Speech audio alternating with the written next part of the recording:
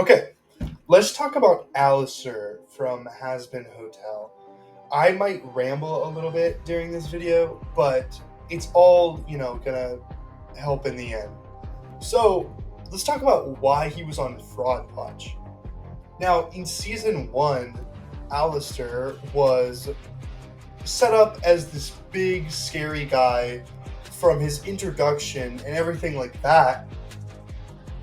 But at the same time, he really had no feats up to this point, so I don't know why people hyped him up so much, even though he was hyped up. I get that he was hyped up and people should be hyped up for him, but they were glazing him so much that it just felt underwhelming when he finally got to the final fight. Now let's talk about that final fight, where I personally think he shouldn't have ever been on Fraud Watch, even if he was hyped up as a big guy and he lost. Because not only is it an archangel that the King of Hell had to step in and kill, or not kill, but, weaken before Nifty killed. Like, he's not gonna win. Like, that's just a general thing. If Alastor would have won, the show wouldn't have been realistic. But Alastor put up a good fight. Like, he hit Adam with a bunch of tentacles and, actually put up a fight. Adam got only one hit on him in that entire time. And I guess that one hit was the one that knocked him out. But one hit. And Alastor landed 20 before he was able to get hit. And the only reason that he got hit was because he was surprised that his staff broke. Keep that in mind. He was stunned. He wasn't he didn't just let himself get hit. He was stunned. I feel like we should cut him a little slack. And then not only does this guy survive the giant slash of a huge blade across his chest, a huge angelic blade that should have killed him across the chest, he lived and proceeded to get into more fights afterwards in season 2. Okay. All right, let's start moving towards season 2. Season 2 was interesting because he was still kind of people would still say, "Oh, he's on Fraud Watch, ever since Vox started getting more and more powerful. But Alastor had a plan. He went to Vox. He wasn't ever going to fight him. He tried to fight him just to get his attention before giving him his proposition. Because of that. And he was still putting up a fight against all 3 of the Vs. Keep that in mind. 3 of the strongest overlords in hell. He was 3v1ing them before Nifty and Husk showed up. 3v1ing them. Keep that in mind. 3v1ing them. And still was able to, hold them off for a long while before getting pinned down to the wall. Hold on. Excuse me, sorry.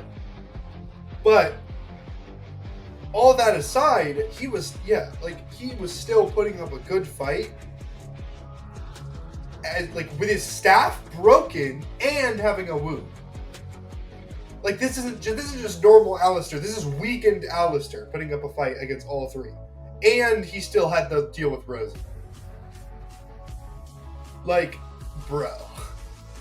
And people say this guy's still a fraud. And then,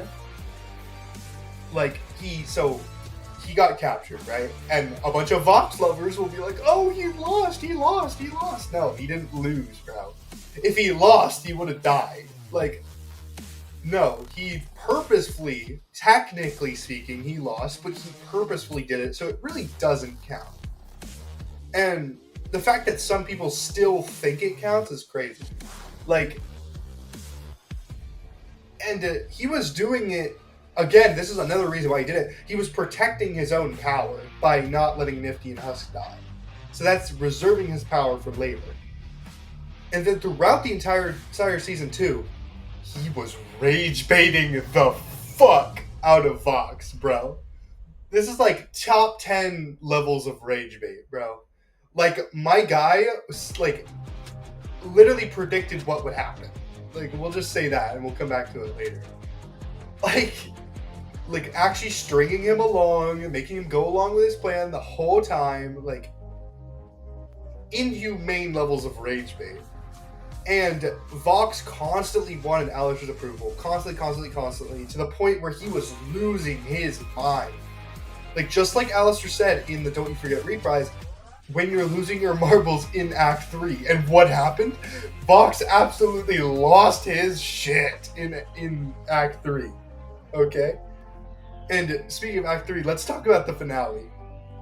The finale was crazy because not only did this man get out of 3 deals in a single minute.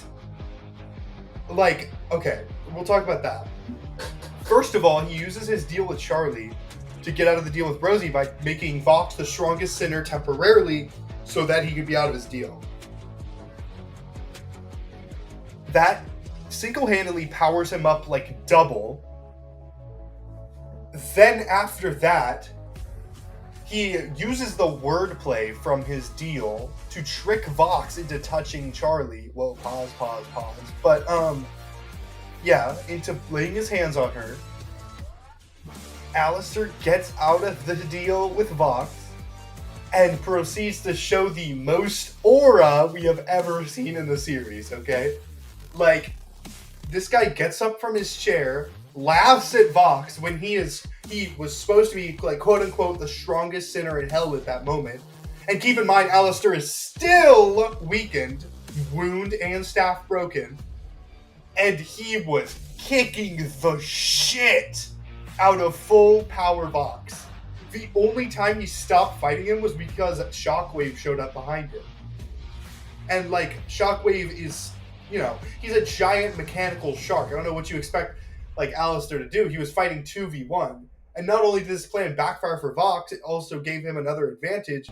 Like, Alastor was kicking his ass and was about to kill him. Then, Vox gets thrown next to his weapon, where he has to use the power of Lucifer to try and kill Alastor, okay? Keep that in mind. The power of Lucifer. He's so much of a pussy that he can't even put up a fight. Like, he was using the power of Lucifer to try and kill Alastor. And keep in mind, Alastor was piecing up Shockwave as we speak. And yes, I will admit, this is the one time I'll admit that Alastor was a little weak here. He would have died if Emily didn't save him from the beam. But again, Vox is using a Lucifer-powered beam. Like, that's way unfair. And Alastor would have killed him if not for Shockwave.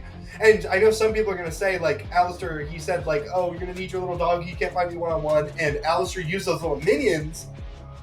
But, like, that does not count. The span of Shockwave to the little minions, like, that doesn't count. The minions go away, like, 2 seconds anyway. So, like, no. Vox was fighting him technically 3v1 again, with Shockwave, him, and the weapon. Like, so, again, Alastor would have won. Like, weakened Alastor would have killed the hell out of Vox. And then this man freaking, like, makes him lose his shit. Like, what I'm guessing happened is he barely got grazed by the beam, and that's why his wound opened up again. He was bleeding and crawling. And Vox was losing his shit. He was willing to kill everyone just to kill Alastor. That's why he's not fucking Fraud Watch anymore, bro. Alastor's insane, bro. Like, he's ridiculous. That's why I'm so excited for Season 3, is because, like, now that Alastor's, like, done with his deals and stuff, and he's all healed, like, he's gonna be crazy next season.